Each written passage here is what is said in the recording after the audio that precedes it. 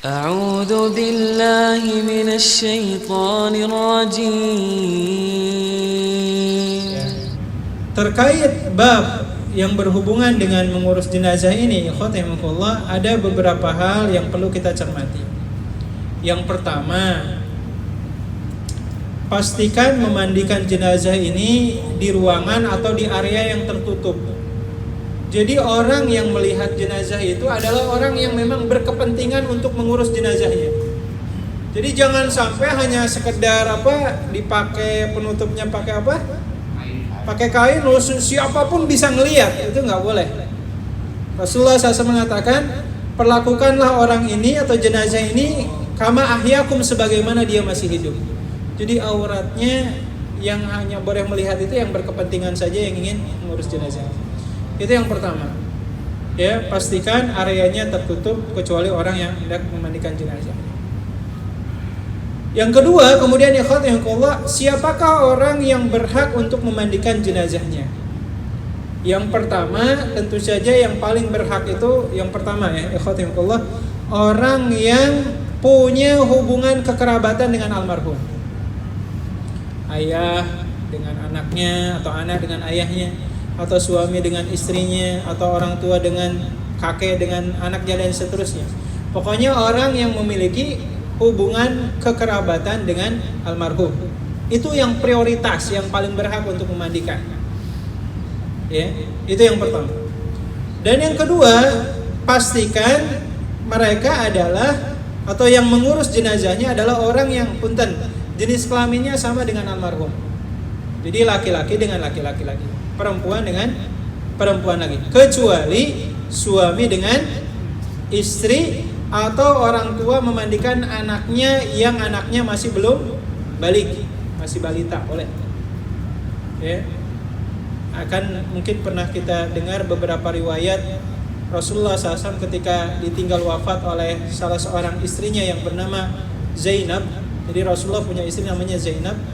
Ya, Zainab inilah satu-satunya istri Rasulullah yang jenazahnya dimandikan oleh Rasulullah SAW secara langsung.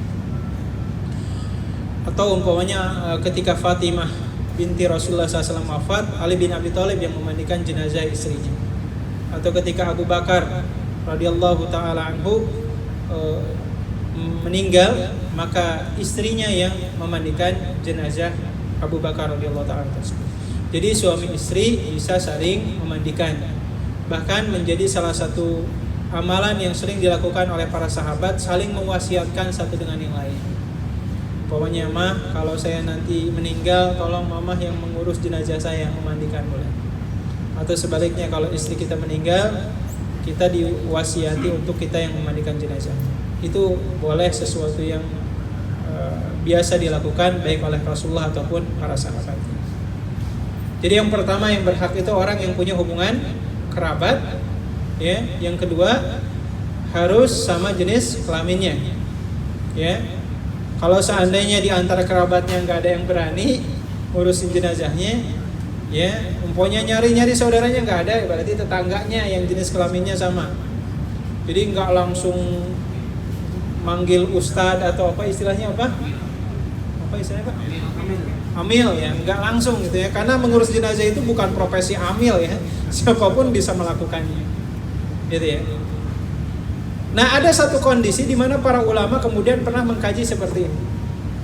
Kalau ada di antara kita, siapa namanya Pak? Pak Rahmat. Kalau Pak Rahmat umpamanya hiking ke gunung, ke loji, tiba-tiba di loji, di gunung itu, gunung apa namanya?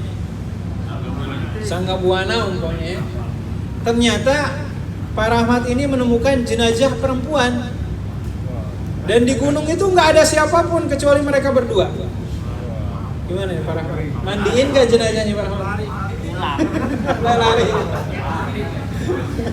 Lari. Gak mungkin kan sama Pak Rahmat dimandiin kan? Berbahaya tuh mandiin perempuan. Maka para ulama mengatakan dalam kondisi seperti ini, memandikan jenazah tersebut bisa digantikan dengan ditayamumkan saja. Ya, ditayamumkan, dan para ulama mengisyaratkan antara tangan kita dengan jenazah itu harus ada penghalang ya. boleh kain atau apapun gitu. Ya, jadi seperti itu cukup ditayamumkan. Sama seperti jenazah yang terkena COVID itu kan nggak boleh dimandikan, maka solusinya adalah cukup ditayamumkan saja. Ya. Iya, untuk tata cara tayamum yang masyru' yang diajarkan Rasulullah SAW itu kan seperti ini ya. Kan ini sebenarnya biasa kita lakukan kalau kita mudik di tengah jalan ya, kesulitan dapatkan air. Jadi tata caranya kita cari media yang ada debunya, apapun itu, boleh di karpet atau di dashboard mobil umpamanya, yang penting atau di kaca. Ya, Bismillahirrahmanirrahim, kita tempelkan, terus tiup, boleh ditiup, boleh digini aja boleh. Setelah itu kita usapkan ke wajah kita. Lalu kemudian sesudah wajah, telapak tangan kanan sampai pergelangan, bukan sampai sikut ya, karena bukan wudu. Ini ya. Lalu kemudian tangan kanan, telapak kanan, tangan kanan, kemudian telapak tangan kiri. Udah selesai. Jadi doanya cukup bismillah di awal saja. Jadi kita ulang ya. Bismillahirrahmanirrahim. Ini kalau kita yang tayamum ya, bismillahirrahmanirrahim. Ya, tiupkan, setelah itu ke wajah, lalu kemudian ke telapak tangan kanan sampai pergelangan, kemudian telapak tangan kiri. Hal yang sama dilakukan ke jenazah yang nggak boleh terkena air. Bismillahirrahmanirrahim. Itu, kemudian ke wajahnya, lalu kemudian telapak tangan kanan, kemudian telapak tangan kiri. Udah selesai. Baik ya, tergambar ya. Iya. Intinya pastikan merata saja. Kalau dengan sekali usap merata semuanya udah selesai. Kalau satu kali kurang, maka kata Rasulullah, innallaha witrun yuhibbul witra. Allah itu ganjil dan Allah mencintai bilangan yang ganjil. Jadi artinya kalau satu nggak cukup, ditambah dengan 3 kali usap. Seperti itu. Sama seperti wudhu pada prinsipnya ya, jumlah bilangan. Nah, baik, kemudian kita mulai praktek memandikan jenazah. Saya sampaikan bahwasanya Rasulullah mengatakan khamsu minal fitrah, ada 5 kebersihan yang harus kita jaga, baik ketika kita masih hidup atau ketika kita sudah meninggal. Apa tuh 5 kebersihan? 1, khitan. Khitan berapa kali seumur hidup? Cukup sekali saja ya, nggak usah banyak-banyak, habis nanti. Yang pertama khitan. Yang kedua apa? Potong kuku.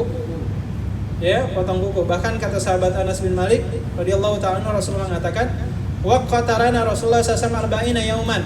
Kuku itu tidak boleh dibiarkan panjang apalagi sampai melebihi 40 hari. Dosa kita. Ya. Meskipun Ustaz kuku saya kan bersih, putih gitu. Bukan masalah bersih atau tidak. Bahkan para ulama mengajarkan kalau kita potong kuku itu pastikan sisa kukunya itu jangan dibuang di sembarang tempat, tapi dianjurkan untuk dikuburkan. Ya, laqad khalaqnal insana fi ahsani taqwim, karena setiap organ tubuh kita itu adalah ciptaan Allah yang paling baik. Maka sebagai bentuk ihtiramnya kita kepada tubuh kita, ya jangan potong kuku buang gitu ya. Tanam ya. Anjurannya seperti itu, apalagi dalam madhab Imam Syafi'i sebagaimana yang dikatakan oleh Imam An-Nawawi rahimahullah. Yang pertama khitan, kedua potong kuku, ketiga nathul ibti, mencabut bulu ketiak. Ya, kalau orang yang masih hidup cabut bulu ketiaknya, bukan dicukur ya. Ya. Apalagi kalau minta istrinya saling mencabut bulu ketiak satu dengan yang lain. Gitu ya. Nah, bagi orang yang meninggal, ya khata'allah, mencabut bulu ketiak itu sesuatu yang menyakitkan, cukup dicukur saja. Kalau orang yang meninggal ya. Oke, khitan, potong kuku, cabut bulu ketiak. Terus apa lagi? Mohon maaf, mencukur bulu kemaluan. Ya, jangan ditukar dengan bulu ketiak ya. Bulu ketiak dicukur, bulu kemaluan dicabut. Kasihan gitu. Gitu ya. Jadi cukur bulu kemaluan, dan yang terakhir mencukur kumis. Jadi kalau orang itu qadarullah meninggal dunia, kita harus perhatikan coba kukunya yang di tangan dan kaki panjang enggak? Kalau panjang potongin dulu. Ya. Bulu ketiaknya ya cukur, bulu kemaluannya dibersihkan, bulu kumisnya itu dirapikan atau dibersihkan. Baru sesudah itu kita mulai prosesi pemandian. Teknisnya ikhwatillah, ketika kita akan memandikan jenazah, teknis yang pertama adalah angkat tubuh jenazah ini sampai segini aja. Diangkat, lalu kemudian tangan kita yang satu bukan mengusap, menekan, memijat ya. Tapi sekedarnya saja, jangan sampai digini-gini. Tujuannya apa? Biasanya ketika diangkat gini saja, mohon maaf, tinjanya atau kotorannya itu langsung keluar, gitu ya. Jadi ditekan, ya, tekan sampai keluar. Kalau nggak keluar ya udah, jangan dipaksain. Ya. Apa? Iya, karena saya mungkin pernah menyampaikan di Kerawang ini ada jasa ngebersihin dubur. Jadi pakai rotan pak, kain ditusuk-tusuk kayak gitu. Alasannya katanya khawatir nanti kotorannya keluar lagi. Ya sebenarnya kalau sudah diangkat kayak tadi, ditekan-tekan, itu kalau udah nggak keluar, insya Allah nggak akan keluar lagi. Kalau bahasanya ada kotoran, jangankan orang yang sudah meninggal, kita aja, mohon maaf ya, yang masih hidup kemana-mana ini bawa kotoran di perut kita. Jadi kalau yang nggak keluar ya jangan dipaksain, gitu ya. Nah kalau sesudah diangkat gini, ditekan keluar, ya tinggal kita bersihkan saja, ya, bersihkan. Sesudah itu kita memulai memandikan jenazah. Ya, tolong diingat lagi ya step-stepnya ya. Perhatikan tadi kukunya, bulu ketiaknya, bulu kemaluannya, kumisnya. Setelah dibersihkan, diangkat, ditekan, lalu kemudian bersihkan kotorannya. Apakah itu mohon maaf air kencing atau kotoran tinjanya, dibersihkan. Baru sesudah itu kita mulai memandikan jenazah. Tahapan pertamanya apa? Yang pertama diwudukan. Ya, diwudukan sama seperti ketika akan sholat. Cuman yang berbeda wudu di sini adalah kumur-kumur dan menghirup air ke hidung. Gak mungkin kan kita suruh kumur-kumur, gitu ya. Jadi yang menggantikan kumur-kumurnya adalah dua jemari tangan kanan kita dicelupkan ke air, lalu kemudian dimasukkan ke sela-sela mulutnya. Itu gantikan untuk pengganti dari kumur-kumur. Ya. Lalu kemudian celupkan lagi jari jemari kita, lalu dimasukkan ke dua lubang hidungnya. Yang nggak mesti harus dirojok-rojok ke dalam ya, sekenanya saja. Yang penting itu sebagai pengganti dari memandikan, mohon maaf, dari mewudukan jenazah tadi. Ya, jadi biasa, Bismillahirrahmanirrahim, cuci tangan, kumur-kumur, menghirup air ke hidung, kemudian apa? Mencuci muka, lalu kemudian mencuci tangan sampai sikut, lalu kemudian mohon maaf, mengusap kepala dan telinga, lalu kemudian mencuci kakinya. Nah paling ada satu hal yang perlu kita cermati dalam bab wudu. Kalau kita berwudu itu ketika kita mencuci tangan, dari mana mulainya? Dari jari jemari atau sikut? Ya, itu yang harus kita pahamkan ya. Jadi famsahu birusikum warjulakum minal ka'bain di surat Al-Maidah ayat 6. Kalau kita mencuci tangan itu dia dimulai dari jari jemari ke sikut, bukan dari sikut ke jari jemari. Gitu ya. Jadi gini, bukan gini. Termasuk ketika mencuci kaki, dan patokannya dari jemari-jemari kaki ke mata kaki, bukan dari mata kaki ke jari jemari. Ya, jangan terbalik. Baik, sesudah mewudukan jenazah tadi, hal selanjutnya yang kita lakukan adalah mengguyur kepalanya. Kita belum pakai apa-apa ya, belum pakai sampo, belum pakai apa-apa. Diguyur 3 kali kepalanya, gitu ya. Sesudah itu guyur badan sebelah kanan sampai ke kaki sebelah kanan, gitu ya. Sesudah itu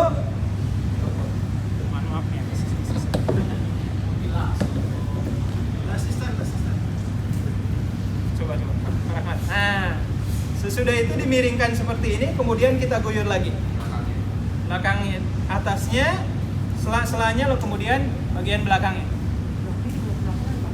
Kenapa? Kenapa? Sebelah kanan, sebelah kanan. Oh, kalau dari sebelah kiri ya? Saya sebelah kanan dari sini. Baik, berarti saya ulang ya. Berarti saya posisinya di bapak-bapak, berarti ya. Mohon maaf, membelakangi ya. Oke. Boleh, menghadap kiblat kan? Ya, jadi yang pertama itu mana sebelah kanan? Ini ya. Oke. Jadi ya kalau sesudah mewudukan jenazah, guyur badan sebelah kanan bagian depan. Sesudah itu 3 kali guyuran. Sesudah itu apa? Dimiringkan. Udah ya. Ke gambar aja ya. Dimiringkan. Untuk area auratnya apakah ditutup kain atau pakai celana atau bagaimana? Oh iya. Betul, ditutup pakai kain. Kalau laki-laki kan patokannya dari pusat. Kalau sampai ke lutut. Kalau perempuan berarti tutupnya dari sini aja. Karena perempuan kan bahasa yang memandikan perempuan lagi kan. Tapi secara umum sebenarnya ada aturan dalam kondisi normal itu laki-laki nggak boleh melihat aurat laki-laki, perempuan juga nggak, kecuali dalam kondisi memandikan jenazah. Nah, yang paling penting sesudah memandikan itu, ketika proses memandikan itu setelah mewudukan ya, tadi ya, guyur bagian depan sebelah kanan, dimiringkan, diguyur lagi, lalu kemudian bagian belakangnya juga. Sesudah itu kemudian bagian kiri diguyur lagi 3 kali, dimiringkan lagi, diguyur lagi sama bagian belakangnya. Ya. Nah, sesudah itu tahapan selanjutnya kita mau pakai sabun mangga, ya mau disabunin semuanya boleh, mau pakai sampo boleh, atau mau disikat giginya boleh gitu ya. Yang penting pastikan sabun yang dipakai itu adalah sabun yang memang layak untuk manusia. Jangan pakai sabun cuci, sabun colek, gitu ya. Atau ada sabun yang hijau batangan itu apa? Ya kayak gitu kan. Jangan kayak gitu. Jadi perlakukan jenazah itu layaknya dia masih hidup. Ya. Jadi saya ulang ya. Tata cara memandikan itu. Apa yang pertama? Di awal dulu ya. Potong kuku dulu dan seterusnya. Terus diangkat dulu. Diangkat, dipijit. Ya, sampai kalau keluar tinggal bersihkan, kalau enggak ya udah biarkan. Sesudah itu mulai diwudukan sama seperti ketika akan sholat. Cuman bedanya ketika kumur-kumur dan menghirup air ke hidung cukup digantikan dengan 2 jemari tangan kanan kita yang dicelupkan. Sesudah itu apa? Guyur kepala 3 kali. Lalu badan sebelah kanan 3 kali sampai kaki ya. Lalu kemudian dimiringkan, bagian permukaan dan sela-selanya dan bagian belakangnya kemudian diguyur juga. Sesudah itu dibaringkan lagi, sebelah kirinya diguyur lagi, dimiringkan lagi, diguyurkan lagi. Sesudah itu silahkan mandikan sesuai dengan kebutuhan. Kayak tadi ya, pakai sabun, pakai sampo, sikat gigi gak jadi masalah. Nah, paling yang terakhir dari itu semua, mana kapur barus tadi Pak? Nah, di kita ada kapur barus ya. Ya sebenarnya kan fungsi kapur barus itu untuk memperlambat proses pembusukan. Ya. Nah, kapur barus ini kemudian kita hancurkan, ya. Lalu kemudian dicampurkan ke air, lalu airnya itu kemudian disiramkan ke seluruh tubuh jenazah. Ya. Sesudah itu ditiriskan, ya. Mau pakai handuk atau pakai kain apa silahkan, yang penting tujuannya untuk mengeringkan.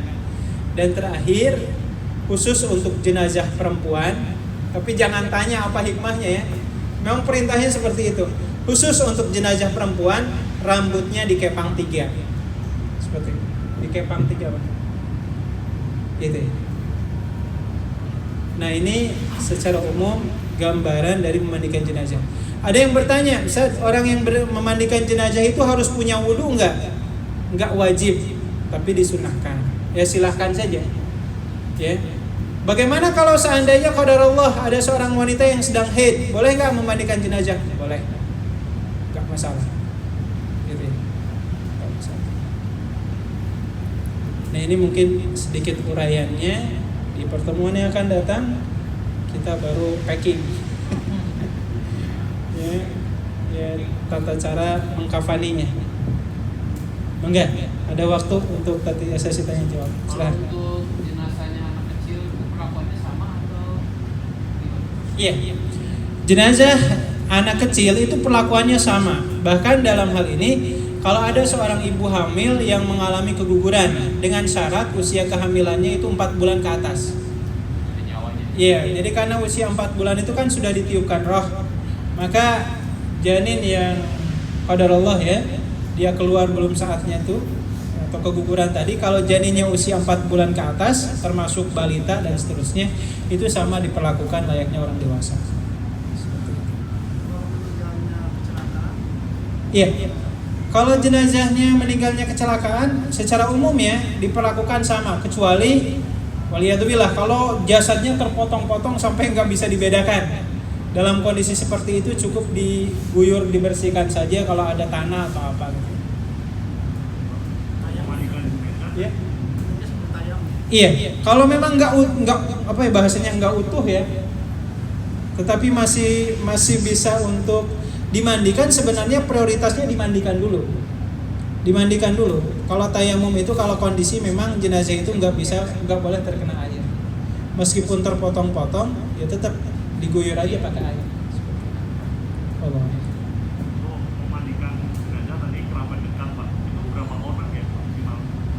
Kalau bicaranya berapa orang tidak ada batasan. Intinya selama bahasanya ya, kalau bisa tertangani 2 atau 3 orang udah selesai sebenarnya. Jadi tujuannya untuk mempermudah saja. Cuman di masyarakat kita kan kadang ada yang memang hasrat ingin berbaktinya itu luar biasa. Akhirnya anak-anaknya suruh ngambilin air gitu ya dan seterusnya. Ya sebenarnya nggak ada tuntunan seperti itu. Intinya berapa jumlahnya pun yang penting bisa mengurus dan mempermudah proses pemandian jenazah itu tidak ada tuntunannya berapa jumlahnya. Seperti itu. Iya. Kalau minyak wangi nanti dipakainya pada saat memakaikan kain kafan. Jadi fungsi dari kapur barus itu bukan untuk membuat wangi tubuh ya, bukan, tetapi untuk memperlambat proses pembusukannya. Seperti itu. Paling biasanya nanti pakai di kain kafan. Gitu. Kalau ibu kita meninggal, kita anak laki-laki boleh memandikan? Nggak boleh, karena kita nggak boleh melihat aurat ibu kita. Iya, paling istri kita yang memandikannya, gitu ya. Iya, seperti itu. Ibu atau bapak mertua juga ketika suaminya berbeda ya, tak? Betul. Karena kalau contoh umpamanya saya nggak mungkin memandikan mertua ibu saya, nggak bisa. Ya, paling mertua bapak dari istri saya.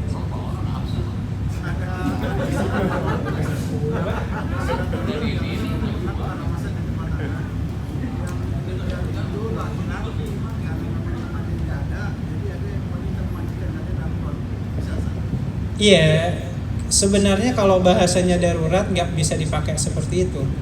Ini dicontohkan ketika Fatimah radhiyallahu taala anha meninggal dunia. Rasulullah SAW saat itu langsung mengajarkan kepada wanita-wanita yang saat itu ada. Kata Rasulullah, teknisnya seperti ini, memandikan itu, memandikan itu. Dan Rasulullah SAW saat itu nggak melihat secara langsung prosesi pemandiannya. Rasulullah hanya menunggu di luar dan memberikan aba-aba atau instruksi kepada para wanita yang ada di dalam. Jadi aturan mainnya seperti itu. Tetap yang namanya memandikan jenazah secara hukum asal ya, kalau jenazahnya laki-laki yang memandikan laki-laki, atau perempuan ya perempuan lagi. Kecuali tadi ya suami istri atau orang tua yang memandikan jenazah anaknya yang belum balik. Pakai selang boleh nggak? Pakai selang? Nggak jadi masalah. Mau pakai selang, mau pakai gayung nggak masalah. Asal jangan pakai belambir aja, Pak. Kasihan jenazah. Mental. Pakai Steam. Kalau misalnya jenazah itu ada luka, terus kan diperban, itu tetap lukanya dibuka, apa perbannya dibuka, lukanya dibersihkan gitu, atau penuh, dia kan masih keluar darah atau tanah gitu, terus seperti apa? Iya, nggak mesti seperti itu. Jikalau bisa disiasati, umpamanya ada dokter yang bisa menjahit lukanya, nggak keluar terus darahnya, nggak jadi masalah. Ya. Atau umpamanya kalau darahnya terus mengucur pun nggak jadi masalah. Ya. Yang penting tugasnya kan secara umum darah manusia itu nggak najis. Darah manusia tidak najis. Jadi kalau ketika sudah dimandikan, bahkan ketika sudah dikafani ternyata kain kafannya basah dengan darahnya, itu nggak jadi masalah. Kalau di rumah sakit pakai plastik kan. Jadi ketika si jenazah keluar darah itu pakai plastik, baru dikain kafan. Jadi Oh. jangan butuh kain kafannya dengan plastik. Iya, itu untuk mengantisipasi saja ya. Jadi nggak masalah, silahkan saja, nggak apa-apa. Bahkan kan mohon maaf kalau ada wanita yang meninggal dalam kondisi sedang melahirkan, itu kan kadang darah nipasnya terus keluar terus. Ya. Jadi kalaupun mau dipakaikan pembalut, nggak masalah, pakaikan. Kalaupun mau pakai. Wallahu a'lam.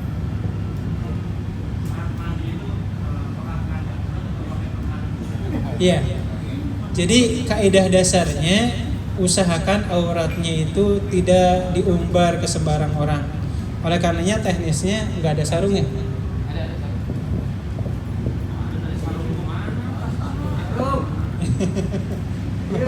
aja digulung bentar. Ayo coba Simulasi dulu. kita simulasi aja ya. Jadi ibaratnya Bapak sekalian, ini jenazahnya laki-laki ya. Ini ibarat kata saja lah, ini sarung ya. Jadi kita memakaikan sarungnya itu dari segini aja. Oh, ininya kegiatan ya Bapak? Apanya? Iya, otomatis tertutup. Ini ibarat. Ibarat ini tertutup semua ya. Jadi tertutupnya itu dari atas pusatnya, yang wajibnya saja kalau ingin wajib sampai ke bawah. Ya kalau yang ahwat secara umum tertutup. Makanya ketika kita memandikan, apalagi kalau lebih mudah pakai selang ya, bisa kita masukkan di bawah sarung tersebut. Jadi gini kita masukkannya ya. Jadi nggak langsung dibuka gini semuanya telanjang. Di rokok gini sambil ditutup gitu ya? Iya. Jangan diginiin. Oh gitu ya? Iya. Baiknya tetap tertutup ya. Jadi dironggoh bahasanya. Jadi bukan tertutup mayatnya di satu tempatnya juga tertutup kan? Iya betul. Di kamar mandi boleh nggak Sir? Ya, nggak masalah. Oh nggak apa-apa? Iya. Apalagi di ruangan yang tertutup yang tidak sembarang orang bisa melihat, itu jauh lebih baik lagi. Cuman di masyarakat kita mohon maaf ya, kadang memandikan itu Depan rumah. alasnya pakai bongkol pisang gitu kan. Itu kurang manusiawi gitu. Masa alasan pakai bongkol pisang? Yang manusiawi lah, apalagi sekarang kan sudah ada alatnya kan, alat tempat Pakai doang buat. boleh. Atau umpamanya dimandikannya dengan posisi umpamanya digendong. Kalau Allah meninggalnya umpamanya yang meninggal ayah kita umpamanya. Dan anak-anak laki-lakinya suruh duduk berjejer, jenazahnya disimpan di gendong. Itu boleh. Boleh ya? Lebih manusiawi dan itu lebih baik. Tidak ada. Tidak ada doa. Seperti itu. Untuk airnya tak harus mengalir ke pembuangan. Iya, itu untuk meminimalisir khawatir ada yang najis atau kotoran yang tercampur lagi.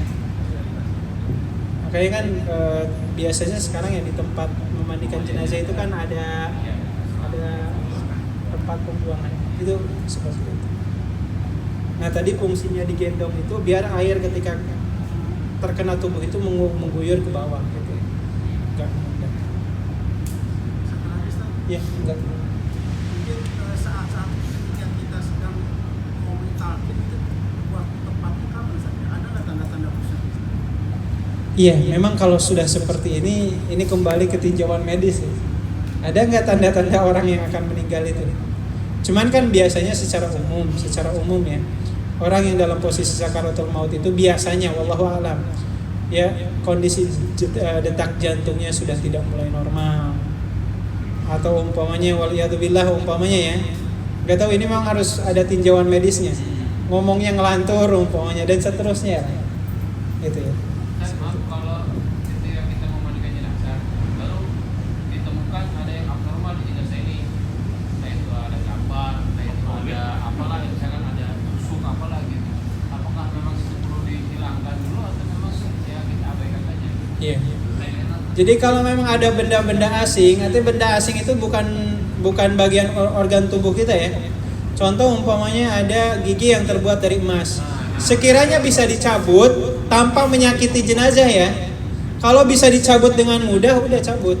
Asal jangan dimasukin ke saku ya.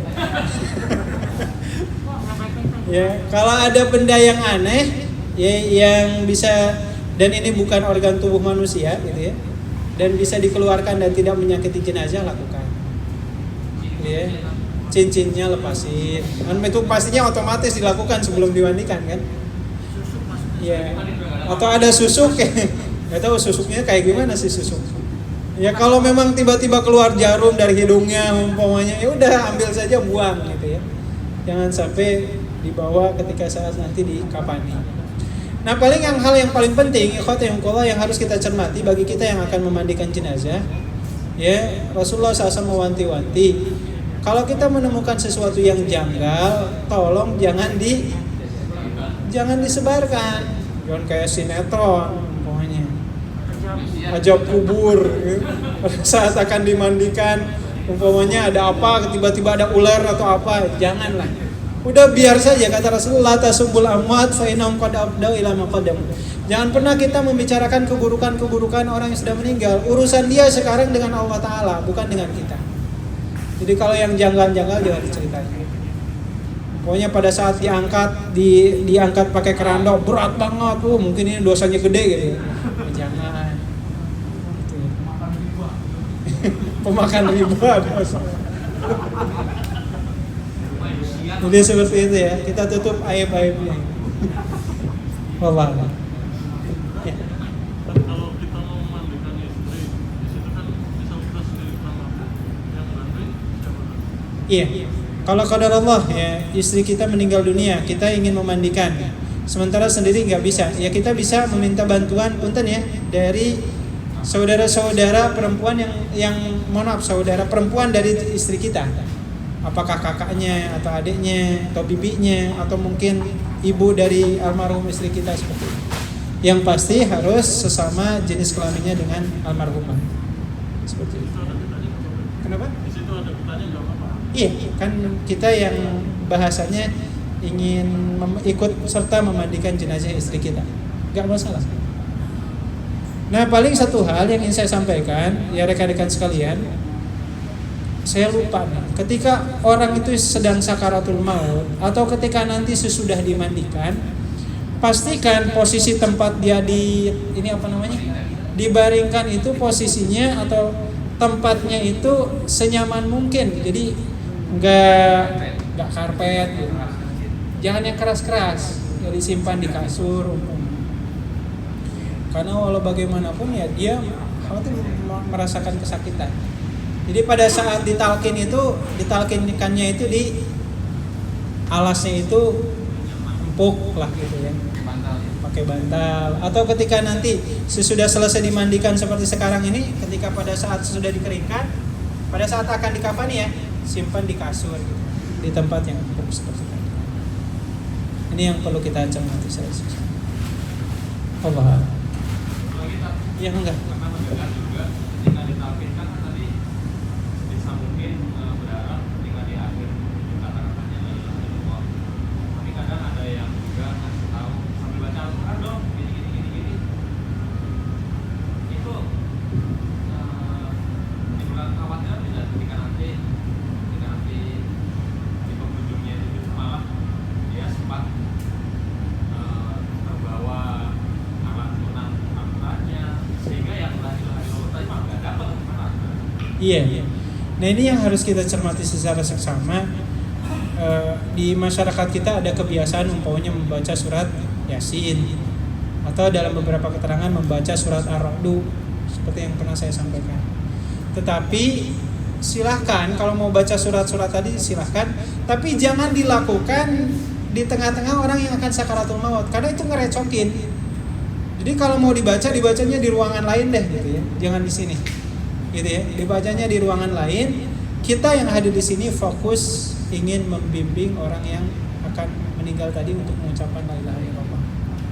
Dan itu pun hanya boleh dilakukan oleh satu orang. Jangan satu kelompok di sini bareng-bareng la ilaha enggak gitu ya. Jadi cukup satu orang saja, dan tadi pun satu orang itu kan harus perlahan-lahan, harus sabar gitu ya. Jadi pastikan tempat di mana orang ini akan meninggal ini ya sesunyi mungkin lah, di mana yang dia dengar hanya lafaz la ilaha illallah di telinga. Wallahu a'lam. Cukup ya? Ada lagi? Cukup? Pak Supri ada, Pak Supri? Pak Supri pekan depan mungkin yang kita kafani ya, pakaiannya praktek bersama Pak Supri. Baik, sepertinya tidak ada lagi yang ada. Silakan Mas Supri. Masih Mas.